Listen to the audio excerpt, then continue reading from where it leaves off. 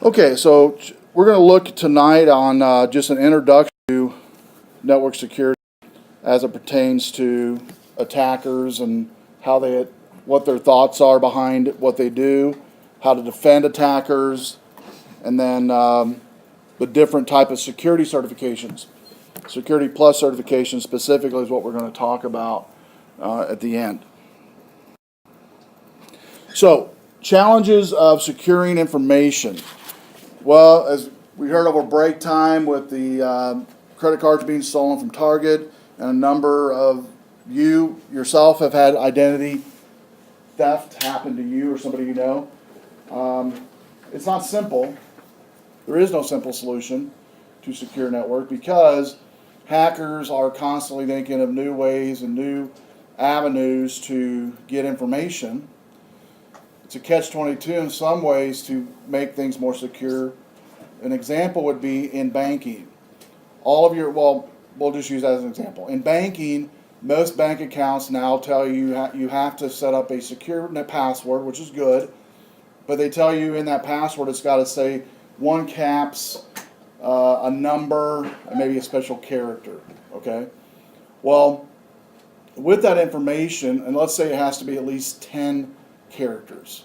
With that information, hackers can take those variables and then limits the pool of mathematical equations that they have to pull from, knowing those criteria, which means has to have a cap, meaning everybody, if you tell that to people 9 times out of 10 or 99 out of 100 times, you're only going to have one caps in that password. That's it.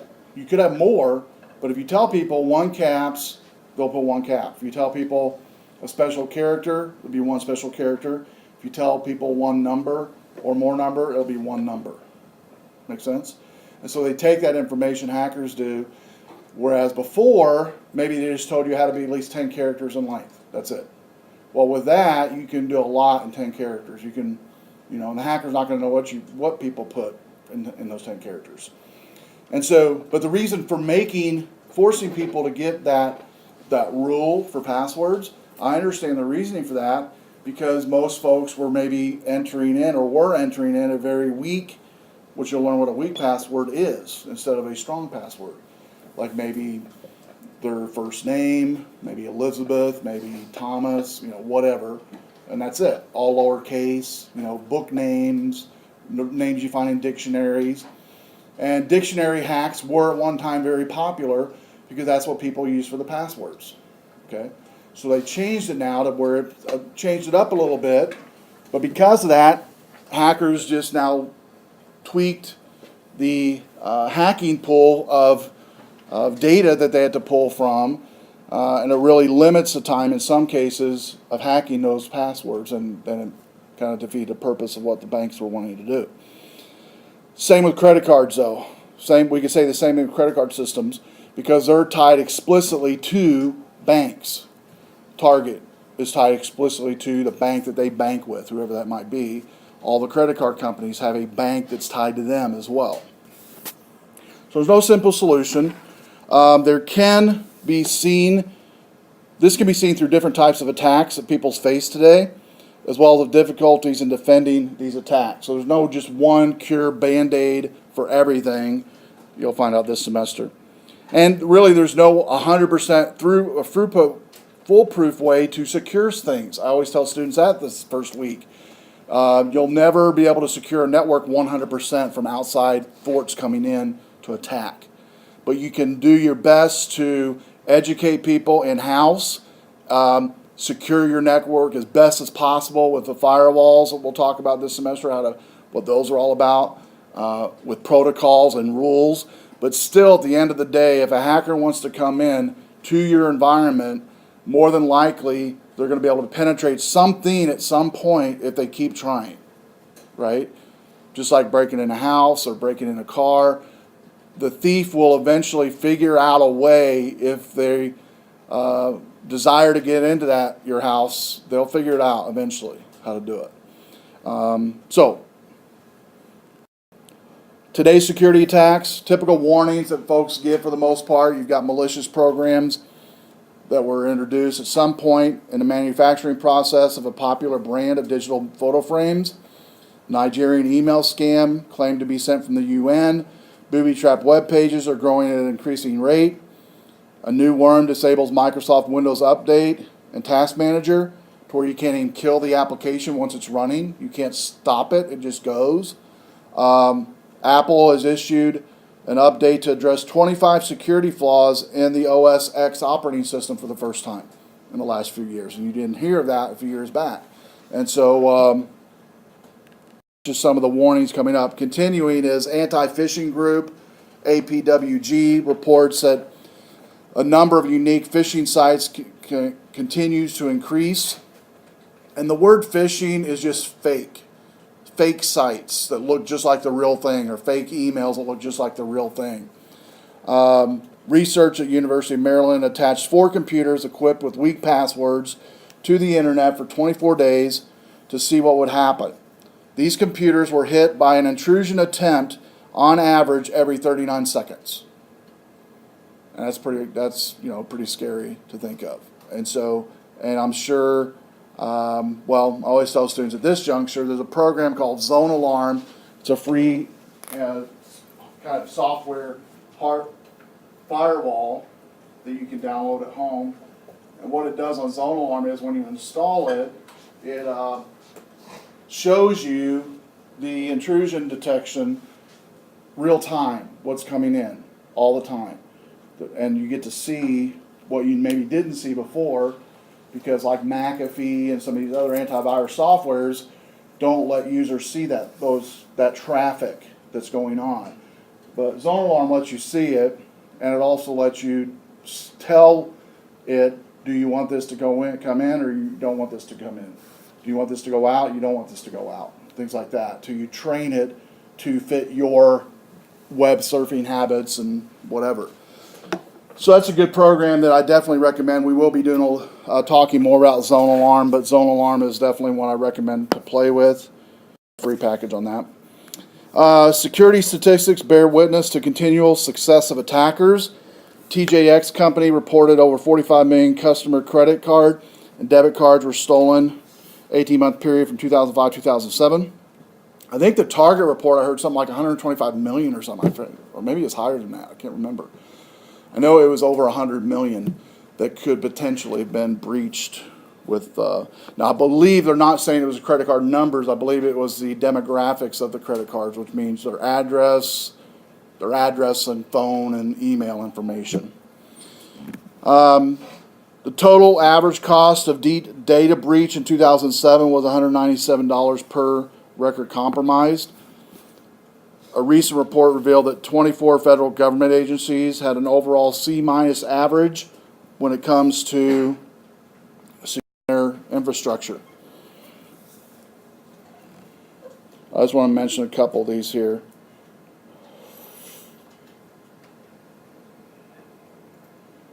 We'll talk about this Louisiana Office of Student Financial Assistance at the very top in Baton Rouge, Louisiana. Sensitive data for virtually all Louisiana college applicants and their parents over the past 9 years were lost during a move.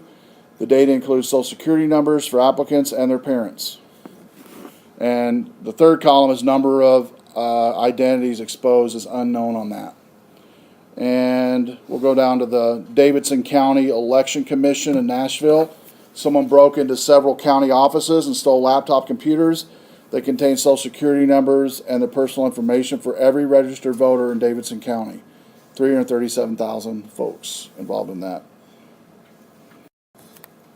So difficulties in defending all these and more is the speed of attacks, the greater sophistication of attacks, simplicity. We'll hear about a word here in a bit called script kiddies that are out, have been out for a number of years, and meaning you don't have to have little to no programming knowledge to use these, and hackers use them to do a lot of malicious things. Attackers can detect vulnerabilities more quickly and more readily exploit those vulnerabilities. Delays in patching hardware and software. Most attacks are now distributed attacks instead of coming from one source. And that's because of the advent of, say, peer-to-peer software like LimeWire, Gutnilla, and a number of other peer-to-peer softwares that people use all over the world to download, pirated, whatever.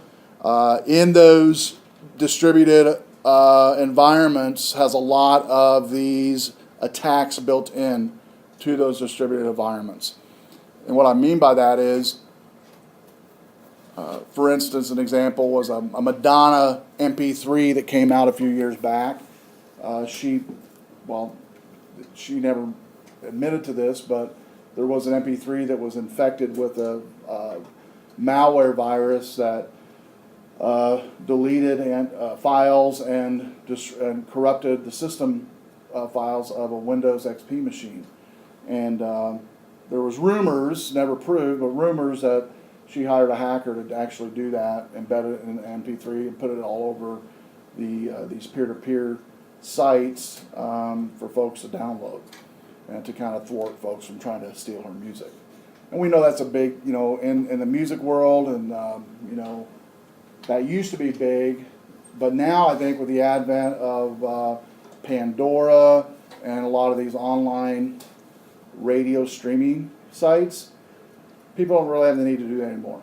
They just, I like this artist, and it streams that music, right? And so that kind of thwarted, not to say it still doesn't happen, but not as prevalent as what it did 5 years ago with pirated music. Because that's most folks listen to the streaming music. Most attacks are distributed, and then user confusion. Because there's so many things, do I click on this? Do I not click on this? Do I open this? Do I not open this? People are confused on what they should do. They get an email. An example is a lot of targeted elderly folks are targeted for malware and viruses and scams because hackers know most of them aren't contacted by their family, so they're lonely folks, and they see an email that says, subject line says, hey, hello, how you doing? Or, read this, or, I've been thinking about you in the subject line, and they open it up, and they'll literally open up anything if they think it's going to be something that, someone to communicate with them and talk to them.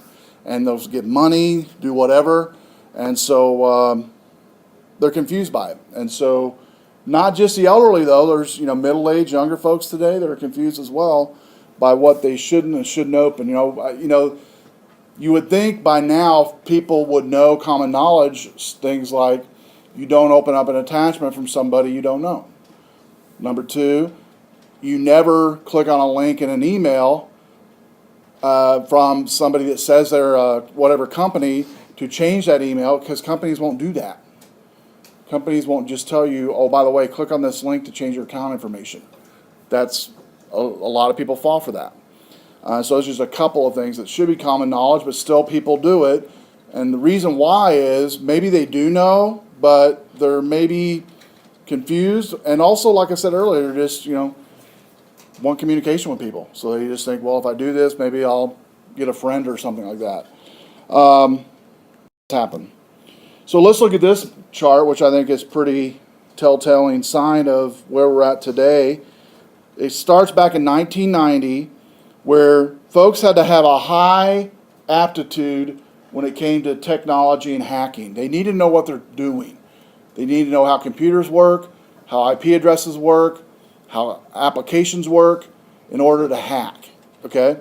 But notice as time goes on from 1990 to present day, how the skills comes from high down to little or no knowledge of skills, very low knowledge of skills. Started out with password guessing in 1990. Now you got everything from hijacking sessions, meaning they can come into a website, change and deface the index page to say hack by whatever name that hacker's name is. And there's competitions that go on a monthly basis on how many sites you can deface as a hacker with this handle. And the reason you can prove it is you put on that site your hacker handle to prove it. Stealth diagnostics that can run in the background of computers, even at your home or the work environment, that IT folks aren't aware of even, that's going on. An example would be this. Here's an example. I'm a programmer during the day. I do a lot of Windows programming and web programming. I also teach iOS development, PHP. Well, there's a lot of programs out there now that will do this type of thing in a stealth environment. It's a game website, real popular, right? Whether it be Facebook, we'll say Facebook. We'll just take a shot in the dark here, and I'll say Facebook is the #1 place for people to play online games today. I'll just say that. Maybe that's true, not true, but we'll just say that that's the way it is. That's fact. If that's fact, then the programs that people run on those sites are developed by third-party software developers, not Facebook, that buy ad space from Facebook to post their game, to post their site, whatever the case may be. And that's how Facebook makes money, is off ads, game developers that want to post information about their game. That's how they make their billions of dollars every year. And so anyway, one of the games that came out about a year ago, what it would do was it would look for a secure HTTPS in a URL and then begin recording the keystrokes of the user and sending it to a certain address, email address. In those keystrokes, they could get, they already had the website because they knew what that was, but in the keystrokes, they would find username, passwords, things of that nature, all with a game running in the background that was doing the game stuff, but this program was also running in the background doing what I just mentioned. And unless somebody finds it somehow, which is real hard to do, and prove it somehow, which is also real hard to do, because it's in the game itself, or it's in the program itself that these things are in. And so the game's doing its stuff, but behind the scenes it's doing something else. Does that make sense? It's malicious in nature. And it might take a year or 2 years, or even say faster today, maybe a week or 2 weeks, but by the time the authorities catch up with them, guess what? The website's gone. The people that were in the little building doing the programming, guess what? They're gone. I mean, and it's all done. I mean, they can't be found. It's like they didn't exist. An example is Kevin Mitnick, which was a popular hacker. He's now a white hat hacker, which is a good guy that gets paid millions of dollars a day to tell companies how weak their security is, and then he shows them what to do to make it more secure. Anyway, at the peak of his crime streak, FBI was following him, and they'd get there like maybe 10 minutes before he was there. He'd be gone, and the reason he found out later, they found out later how he knew it. He actually had a device on their phones that everywhere they went, he knew where they were. He for GPS, and at that time it's cellular triangularization, and so he could tell exactly where they were. And there was some of the places he would actually leave donuts there and a sign and said, "Oh, you just missed me. I just left 5 minutes ago." So just kind of really getting the guys. I was thinking, he never said anything, but there was times where he probably got the tar bit out of him. I'm thinking when he finally did catch up with them and they finally got a hold of him. But now the guy gets paid millions of dollars to basically assess companies on things that they're doing. But the reason he could do that was he knew he was smarter than the government when it came to how things work. Well, today, he's even said this recently, that hackers today don't have to have that knowledge. They can just download a utility. They want to target a website. They type in the IP address, and it does the stuff to the website. It brings the website down, the face of the website, whatever. And it's hard to trace because a lot of these are hiding the IP address. They do it from remote locations in Germany. Germany is the #1 server farm for hacking protocols or hacking environments or hacking servers where things come from. The laws in Germany are very weak when it comes to network security and breaching U.S. security and breaching national. They really don't care. You would think China would be the worst, but it's really not. It's Germany. Germany's the worst.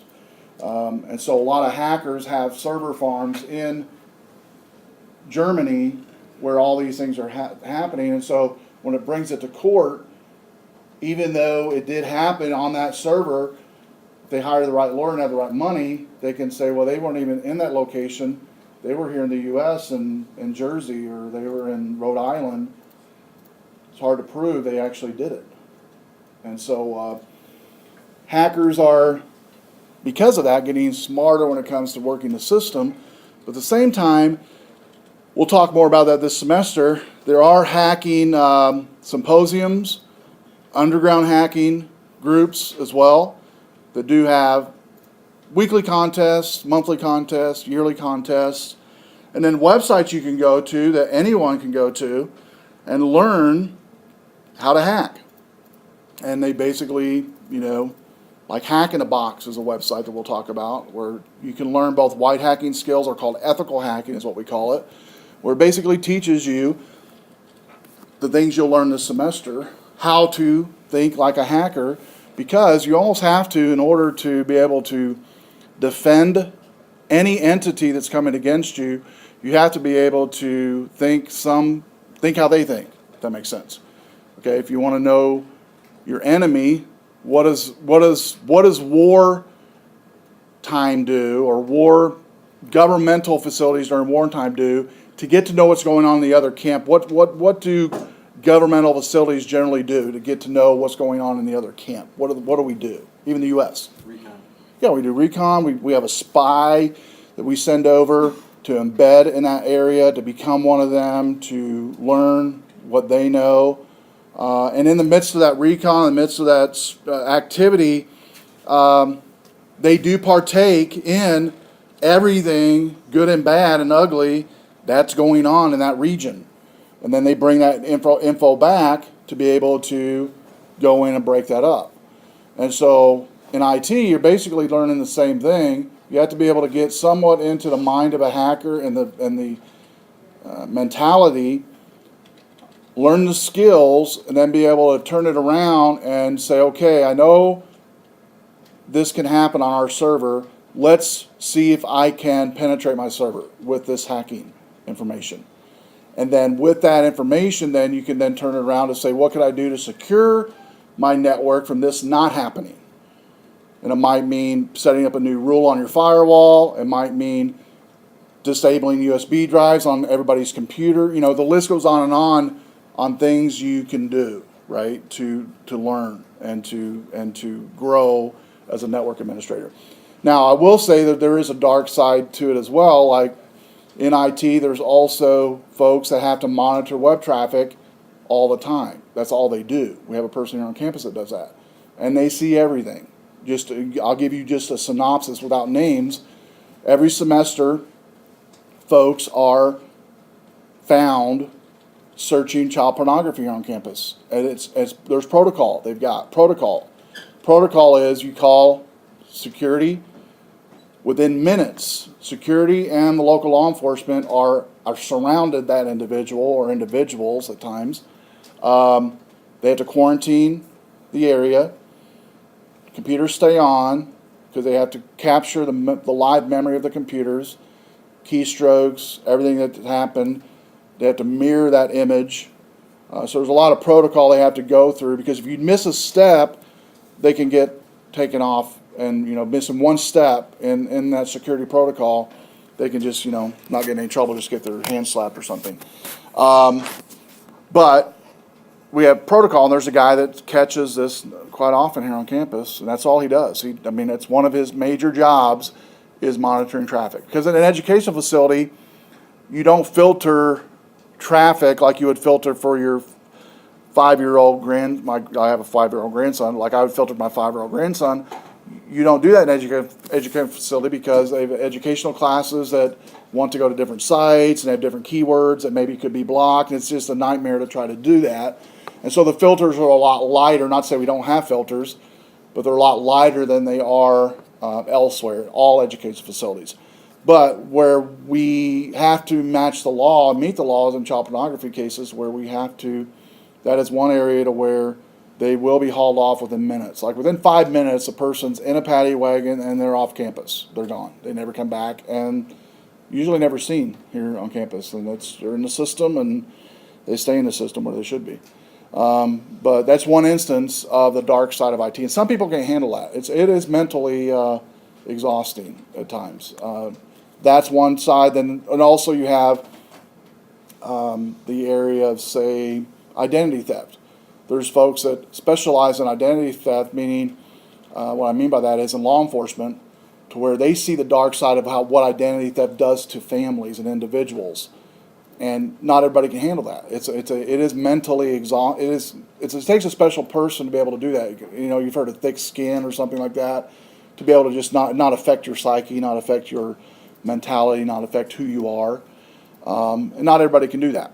And so, but there are some students in here, maybe you're one, that you could do that. You could definitely do that. One of the big jobs in IT that's coming up, and it has been growing quite often, is in law enforcement. And so where you basically have an IT security type of degree, and then you also have a law degree, kind of double major kind of thing, to where you can work in a law office and to help a lawyer, put someone in jail. That has to do with what we've been talking about. So you have to know your way around the computer, way around network, way hackers think, things of that nature, but you also have to know the law as well. So if you're interested in that, that is a growing field. And there's a lot of law firms like in Chicago that hire graduates fresh out of networking school or IT security firms or fields they hire them and they send them to the law school or the law training that they want them to have in order to work in that firm. And so if you're interested in that, that is a field that's growing. The other field that's growing is cybercrime as it pertains to crime scene investigation, CSI type of investigation. Rockford has one now. Chicago's had one for a while. But all major municipalities have a CSI crime division for computers and hackers and things of that nature. An example here in Rockford, it just happened recently where a person paid somebody some money to move into a house, right? Actually pulled into the driveway, got the U-Haul there, was unpacking stuff, and the owner showed up and goes, may I help you?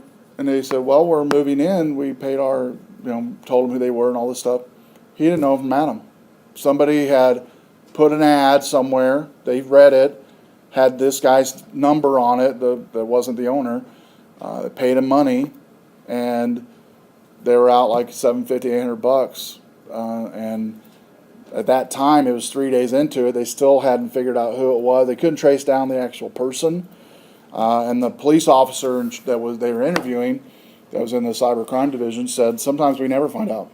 You just never find out. And so they just told some things to make sure you can do for that not to happen. One is to make sure that you contact the bank or contact the police office to see if there's any red flags. And there's some other tips that they gave, but there was some simple common sense stuff that kind of was red flags that happened that they could have caught.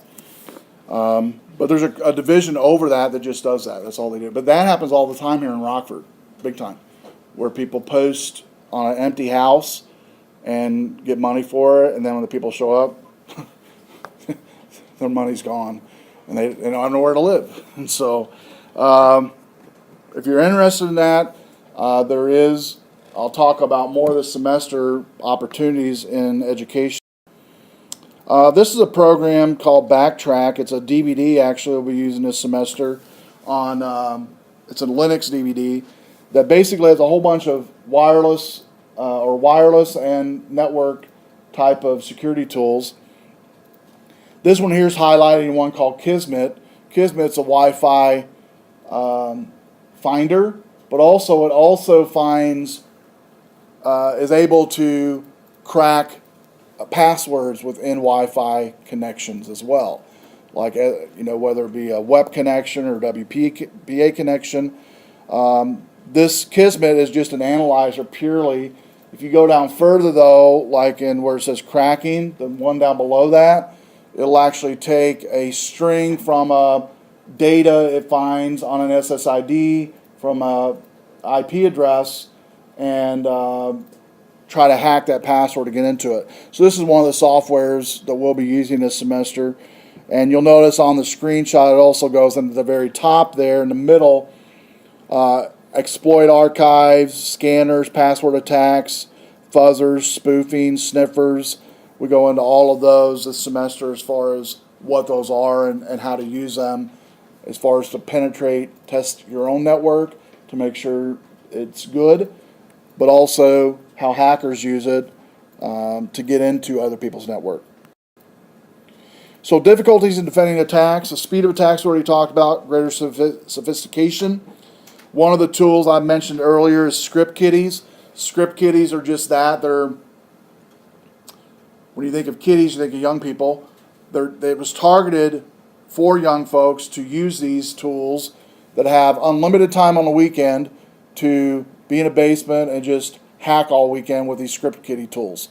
To download a utility, to bring a server down, like ping a server till it goes down, deface a website. That's the top two things that these script kiddies will do. So what is information security? Knowing why information security is important today and who the attackers are beneficial. Now, most people think of attacker, they picture in their mind somebody like I just mentioned in a basement, has unlimited time in the weekend. They used to be maybe, but not anymore. Attackers are mobile. They're inside businesses. They're workers. They are grandmas or grandpas. They're aunts and uncles. So it's not just a typical person in a basement that eats pizza at mom's house and never leaves. Okay, it's beyond that now. It's a lot of Wi-Fi cafes. They're in there, and so the profile is not just one profile anymore. It's really changed now. It's hard to find just one profile. So security can be considered as a state of freedom from a danger or risk. This state of condition of freedom exists because protective measures are established and maintained. It's kind of like if you've never had your house broken into, you really don't know what it's like until that happens to you. Which we had when we first moved to Rockford. We had lived out in a rural area, and they had our front doors kicked in when we came home one day, and it was literally right on State Street. It's a pretty busy area, but the police officer was saying, yeah, that during the mid part of the day, around 2 or 3 in the afternoon, at that time, people were coming around, just kicking the door down, just hit it in the right spot. You can knock it down, and all they stole was like a jar of coins that we had. But I remember that feeling afterwards of knowing somebody else been in our house while we weren't there. Just violated. We just felt like weird, and I remember putting alarms up and locks, and staying up at night, couldn't sleep. And so when things happen to you, it does make you off edge. But when things are good and things haven't happened to you, you kind of have this freedom feeling. But sometimes it's a false sense of freedom, because if you're like we didn't have the alarms and didn't have the security that we had afterwards. We just felt everything was great. What could happen? It's right on state. Nothing's going to happen.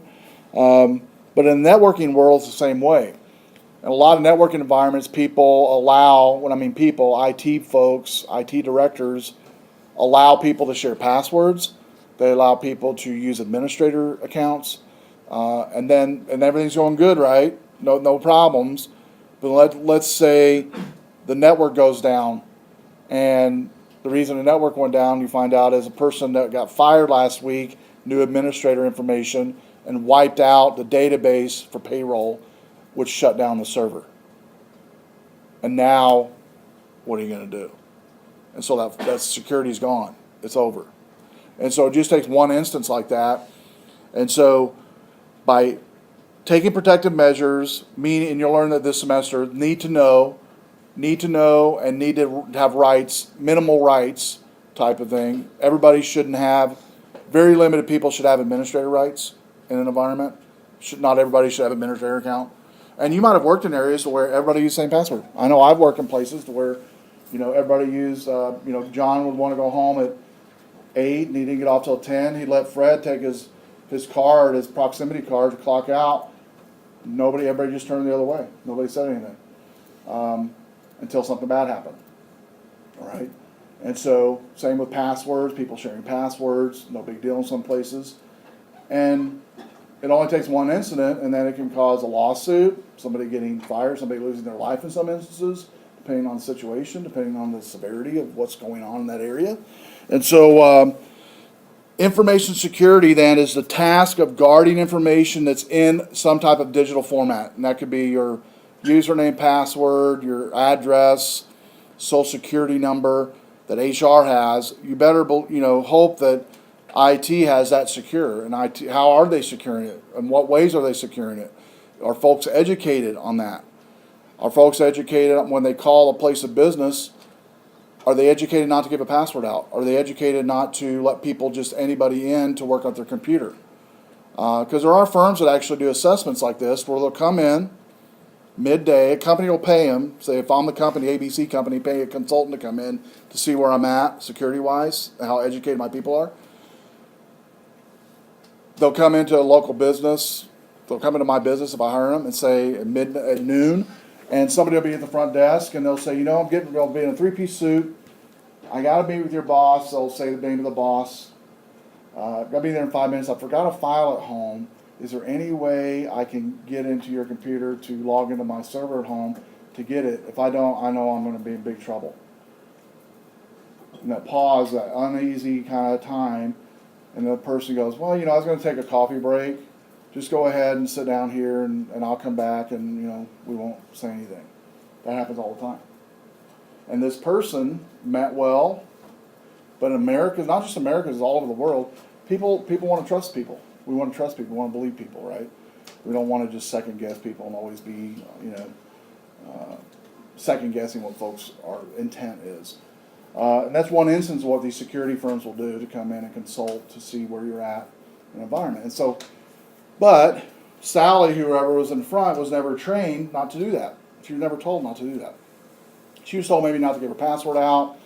Told maybe, don't let people use a proximity card. Don't clock in and out for people. But she was never told in that instance you couldn't let somebody use your computer that was going to meet with your boss. Because in her mind, she's probably thinking, well, if I don't let him in, am I going to get in trouble for that? Maybe his boss. Maybe my boss is wanting to. This file is really important. If I don't give it to him, then I'm going to lose my job. I don't know. All these things go through people's head. And so, but if she'd have been trained on what we just went over, which companies do all the time, I've done with people that in IT that employees that in IT that I've been over that basically just train them in real world scenarios of just that little scenario, because that can happen. The other thing, most times people get in buildings early morning when people are coming in, to clock in, and they usually choose a rainy day too. Hackers will do this. They'll be dressed up, have an umbrella. Everybody will be going into the door. Maybe it has a proximity card door, and they'll have the top over their head, and they'll go, I forgot my card. And well, it's okay, and they'll just go on in because it's pouring down rain or whatever, and they get in the building. And that's the number one way that hackers get in to a building is early in the morning. The most common way for businesses to get hacked is through social engineering, which we'll talk about this semester, which is just that, going in the building and then staying in the building. Say it's a large company, nobody's going to ask you who you are, right? And you can go God knows where throughout the day and get what information. Maybe even get a badge, maybe even sit in the lunchroom, overhear conversations, eavesdrop, things of that nature, and get a lot of information in an 8-hour period or even a 4-hour period. Or worse yet, leave Wi-Fi devices that you brought in with you, plug them into Ethernet ports, shove them behind a desk or underneath a cabinet where people can't see them, and then you go home and you're able to access the network from home because you can now remote in because it's your Wi-Fi device you put in. That happens every day. And that didn't take hacking skills, that took social networking skills to be able to do that. And so one of the things you'll learn this semester is ways to thwart against social engineering, which is still the number one way for folks to get into a network. And 2, common sense ways to secure your network with hardware and software and some tools you can learn to use. Okay, I'm going to end on this one here. Information security is intended to protect information that is valued to people and organizations.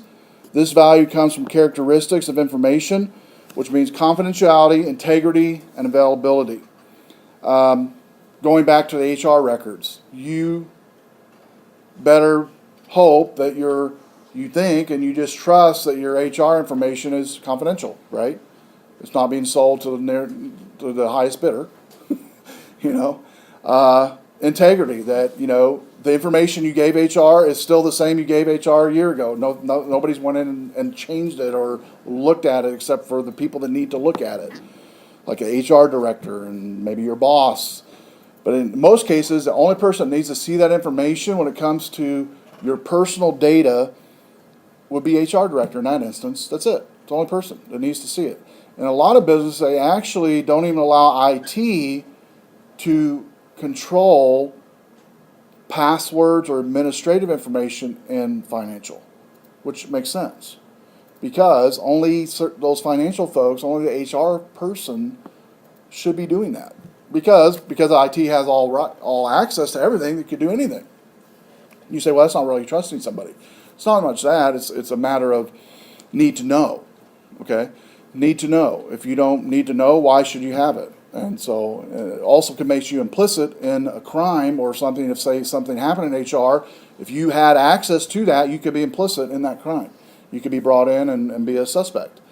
So I would rather not have access if I don't need it, right? I don't want it. You can have it. And so making sure it's confidential, integrity, and available. Information security is achieved through a combination of these three entities. And so, it's kind of a fine balance. It's kind of an art, I guess. Because you want your systems to be secure, but you want people to be able to be productive too throughout the day. Has anybody walked in on a Monday at a place of business, wherever it's at, doesn't matter, you don't have to say the name, and everything changed on Monday, or something, or not everything, say something specific changed, like say, I don't know, you now are using a brand new piece of software that you've never used before, and this is your bread and butter for the business. This is what you use to do your work. Has anybody had that happen before? You walked in Monday or whatever, and something changed drastically like that, and that can cause problems. And like Windows 8? Yeah, like Windows 8. Yeah, even though people can get to learn it, whatever, but it's not something you do on a Monday morning. It's something that you educate people about. This is why we're doing it. This is how we're going to do it. So the whole structure of IT, and we used to do it that way years ago. That's how it was done all over. Now that's not how it's done. People need to be educated. The consumers need to be educated on information like passwords. You can't share your password. You can't use a proximity card for Joe. You can't let anybody use your computer. Lock your computer when you leave. If you don't know how to lock it, we're going to show you how to do that. You cannot download personal information onto a USB drive. In fact, we're going to go one step further. On some units, we're going to disable USB drives from even being used. You cannot use work email for your personal, common sense stuff like that, people need to know, right? But it also needs to be put in writing to where it's something that they have to adhere by to work in your location. And I'll end on this, on email security. Emails now, most companies keep a backup of 7 years of your email. Okay, 7 years. Meaning, technically your email is probably never going to be deleted, more than likely, from that company. It's going to be in some form or fashion being able to be retrieved. So the reason I tell you that is, tonight, be careful on what you email people. There's a technical word called flaming when it refers to emailing somebody when you're angry or emailing somebody when you're upset. Don't ever do that. It's better to either not communicate at all initially, or walk over to that person and talk to them. Do it face to face, which I think is kind of a lost art today because of technology. Sometimes we say, "Oh, I'm just going to shoot an email." Well, you could just walk over there too and take care of it. And because email also, if you think about it, doesn't have facial features, body language. Because I can say something to you and be joking, and you're like, "Oh, I was offended by that," right? Because you don't know how I was standing, how I was looking. Body language and voice inflection is everything, right? Facial, how your face looks. And so it's better to be careful when it comes to sending emails. The reason I say that is a lot of young people, when they get a job, sometimes their careers are really halted early on in IT, because this is one field where people will irritate you. Okay, you will get irritated. You will get upset. You will, people will rub you wrong. Because if you're helping people in IT all the time and they're needing help from you, they're going to say things to you because their computer hasn't worked all day, and you're the person now they're going to lash out at. How are you going to respond to that? And so we're going to talk about that this semester, because you don't want to respond via email because of what I just said. That email is going to be permanent, just kind of like on a billboard, basically. The other thing I'll leave with you tonight is social media when it comes to network security. Working in network security, or anywhere in general, working anywhere today, be careful on what you post on social media, because that also is permanent and generally can be pulled up years after you've deleted it. All right?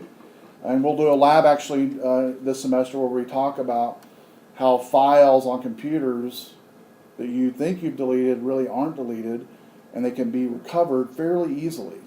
Same thing with social media or websites. They have things called web caches, to where you can look at websites' cached files years back, even in Facebook and Twitter and things of that nature, to where you can pull up, pictures of people partying and whatever. An example was a Harvard student graduated from law school, top of her class, put in for a job, went through all the interviews, everything was great, wonderful, she had good references. The day before she was to come into work, one of the young guys was just looking her up on Facebook, right, to just see, she was good looking or whatever, and wanted to look her up on Facebook, maybe friend her or whatever. Found a picture of her drinking something at a party, like a bottle of whatever it was, Jack Daniels or whatever it was, in this party. Well, anyway, the CEO got a hold of it. She didn't get the job, okay, because of that one picture. Because that one picture caused her not to get the job. You say, well, that's not fair. Well, fair or not fair, that's just the way it is. And so I'm telling you that be careful what you post on social media, be careful what you email, because those two areas are, especially in business anyway, are real crucial. In business with email, it can haunt you. I know guys personally that it has caused problems over the years getting an IT job. And then just non-IT people that can't get a job anywhere hardly because of what they posted on a picture somewhere. And so be real careful what you post on social media, what you post on social media. I always tell students, I used to teach high school, and when social media first started hitting the scene, right, they're like, oh, this is private, man. This Jenga stuff is private. Nobody can get into that. And there's MySpace, I think, and then, this is my stuff. And I used to tell them, the analogy I would give is a billboard.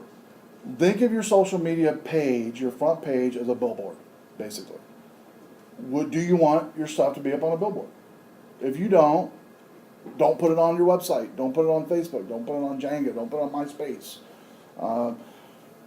Because it might not affect you now at 15 years old, but 18, when you're getting a job, looking for a job, or 19, 20, 21, 22, you're looking for a job, that stuff's still going to be able to be pulled up somewhere probably, and it could haunt you. So I'll leave you with that positive information and go home and delete stuff.